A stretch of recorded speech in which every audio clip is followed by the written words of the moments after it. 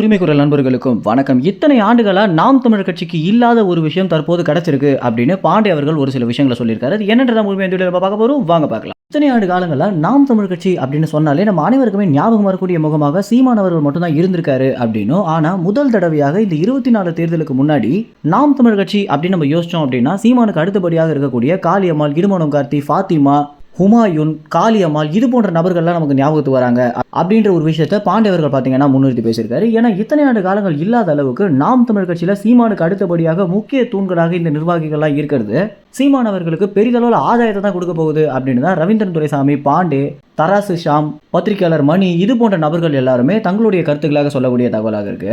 நாம் தமிழர் கட்சியில இத்தனை ஆண்டு காலங்கள் இல்லாத ஒரு விஷயம் அப்படின்னா ஒரு மிகப்பெரிய ஆளுமை அப்படின்னு தான் சொல்லி ஆகணும். ஏன்னா விஜயகாந்துடைய கட்சியில எப்படி விஜயகாந்துடைய முகத்திற்காக மட்டுமே பார்த்து ஓட்டு போட்டாங்களோ அதே தான் நாம் தமிழர் கட்சிக்கும் நடந்திருக்கு. இந்த 30 லட்சம் வாக்குகளும் நிச்சயமாக சீமான் அவர்களுடைய ஒற்றை முகத்திற்காக தான் வந்தது அப்படின்றதுல எந்தவித மாற்று கருத்துமே இல்லை அப்படின்னு பாண்டேன்னு மட்டும் இல்லாம மூத்த பத்திரிகையாளர்கள் அனைவருமே இந்த தகவலை சொல்லியிருக்காங்க.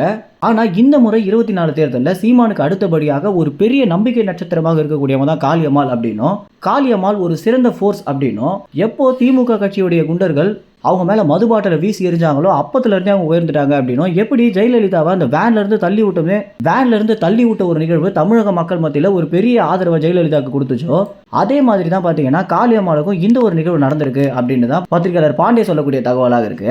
உண்மையிலேயே காளியம்மாள் மயிலாடுதுறையில வெற்றி பெறுவாங்க அப்படின்றது ஒரு 80% ஏற்கனவே உறுதியாகிடுச்சு அப்படின்னு. ஏன்னா மயிலாடுதுறையை பொறுத்த வரைக்கும் பெண்கள் வாக்கு 80% இருக்கு. அந்த 80% பெண்களும் காளியம்மாளை தன்னுடைய சகோதரியாக பாக்குறாங்க அப்படின்னும், பாண்டே மற்றும் பாண்டேக்கு கீழே இருக்கக்கூடிய டீம் பாத்தீங்கன்னா மயிலாடுதுறையில் எடுத்த ஒரு சர்வேல இந்த 80% பெண்கள் காளியம்மாளுக்கு ஓட்டு போட போறாங்க அப்படின்றத நேரடியாகவே பாத்தீங்கன்னா கேமராக்கு முன்னாடியே அந்த மக்கள் சொல்லியிருக்காங்க அப்படின்னு பாண்டே அவர்கள் சொல்லியிருக்காரு. உண்மையிலேயே இந்த ஒரு விஷயம் நடந்துருச்சு அப்படின்னா மயிலாடுதுறையில காளியம்மாளோட வெற்றி உறுதியாகிடும் அப்படின்னும், காளியம்மாள் வெற்றி பெற்றுட்டாங்க அப்படின்னா நிச்சயமாக சீமானுக்கு அடுத்தபடியாக கட்சியில் ஒரு பெரிய ஆளுமையாக மாறுறதை யாராலுமே தடுக்க முடியாது அப்படின்னு சொல்லியிருக்காரு பாண்டே.